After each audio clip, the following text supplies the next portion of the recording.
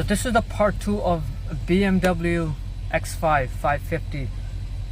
Part 1, I went over the customer's concern, but I'll just repeat. Customer complaint was car runs rough. So we scanned it. It had turbocharge, pressure, faults, and one of the code was talking about short to ground. So upon visual inspection, I found right side turbo, the hose that comes out of the cooler goes to the turbo, that was ripped. So we replaced both of the hoses, delete the codes, everything went fine except for the short to ground circuit code that keeps coming back up. Let me go get my notebook, and I'll show you what the code number is and description of it. So 121002, charge pressure sensor short to ground. That faults keep coming back on for bank 2. So this is a wiring schematic, and this is charge pressure sensor that sits on top of the cooler. This is my signal wire, green and yellow and white. I have good 5 volts reference, I have good ground. I checked with the voltmeter and I checked it with the scope as well. So I'm just monitoring the signal wire to see what my scope readings are. This same exact sensor is in bank 1 as well too. So I'm tapped into both of the charge pressure sensor, which is this right there. And for this, yellow and red is my signal wire. So I tapped into both of the wire, and I'll show you what the scope is showing reading wise. And what I found out is sensor itself is shorted to ground. Sensor itself is bad. Nothing wrong with the wirings. Like I said, I have good 5 volt reference, good ground, good signal wire as well too. So let's go by the car. Okay, so I don't know how well my camera's gonna pick it up, but that's the charge pressure sensor for bank 2, charge sensor 2. And on the other side, right over where my green lead is, that's where charge pressure sensor 1 is.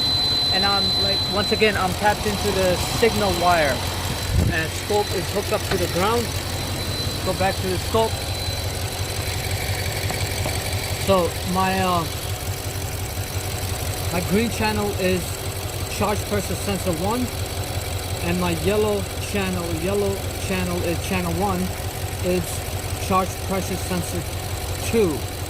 As you can tell, if you look at the live voltage, my charge pressure sensor 1, my charge pressure sensor 1, which is green right here, is reading 1.9 volts.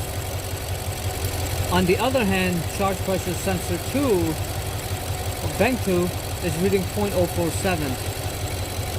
So what I did to confirm if my sensor is bad or not, what I did, I disconnect that.